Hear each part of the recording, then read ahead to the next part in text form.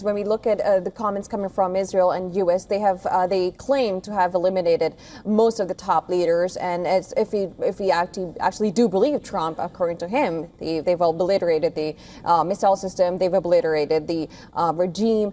How do you analyze this happening? Is Iranian regime at this point still existing, and what happens to the IRGC? It's still existing.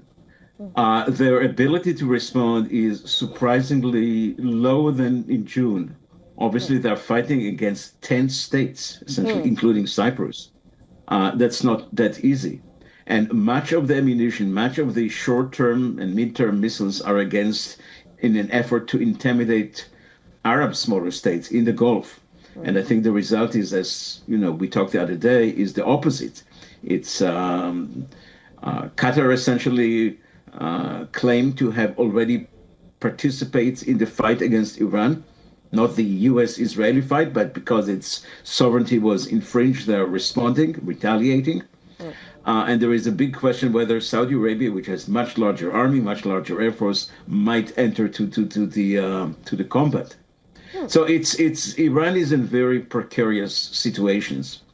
They're fighting in Israel, which I think they allocate only about 30 or 40% of the missiles. And in the last few days, there was little, not nothing, but very sporadic and not effective fire of missiles at Israel. So they're trying to keep long war, and they're trying to give the image that they are able, but it's evident to many that they have issue of logistics, they have issue of ammunition economics, they don't have enough. Israel claimed to have destroyed some 300 launchers, and they may have a few more hundreds, but the numbers is getting smaller and smaller. Apparently, many of their crews are afraid to drive on the roads to launch missiles because the Israelis and the Americans, in particular the Israelis, are hunting after those big trucks. And Trump, and I think there are a number of number of perceptions that are in the making. Everybody realized that in America, domestically, there is concern about a long war. And I think the Iranians want to give a sense that they are ready to have a long war.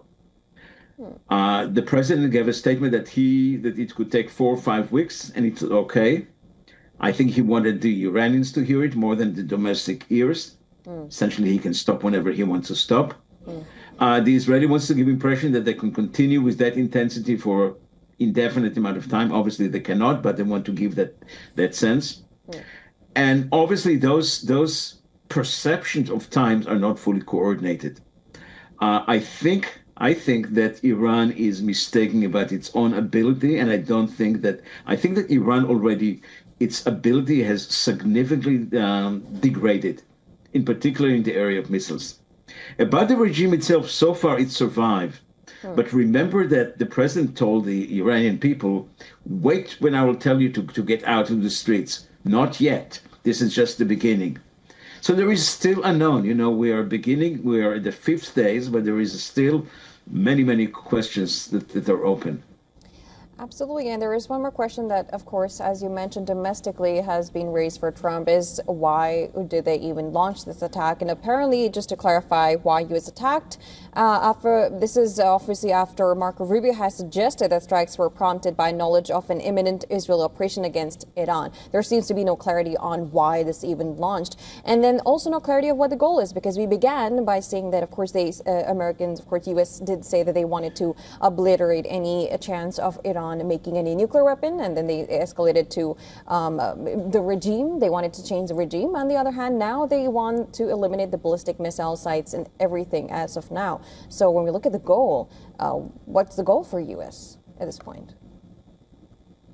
Well, I think the goal for the U.S. and Israel in terms of the regime is to do as much as possible to prepare the conditions to replace the regime. I think they realize that they cannot commit themselves to that, and they will be giving some more days, possibly a few weeks, to create. Essentially, Israel systematically in the last 2 days attacks regime institutions, regime symbols, the court system, the judiciary. They attacked also the various of others of elements, paramilitary element that supports the Revolutionary Guard, the Revolutionary Guard itself, the Ministry of Intelligence in Tehran. They attacked the Council of Experts, those people who apparently voted for the new supreme leader. I think the intention was to kill them while there is a meeting. This was not the case, but the building was destroyed. So there are a number of aims or number of goals which are in parallel. Israel today, for example, announced that they were able to identify and destroy underground large nuclear facility where the weapons group, the people who work on weaponizations, were working, and this is gone. So there is still the nuclear issue, even though my estimate that Iran has not made that much progress from June to today. All right, Professor Cohen, I would really want to discuss further this, so I would like you to just stay with us. We'll be stepping into a very short break, and we'll come back and start with this particular issue of regime change. We'll be right back. Do stay tuned after a very short break.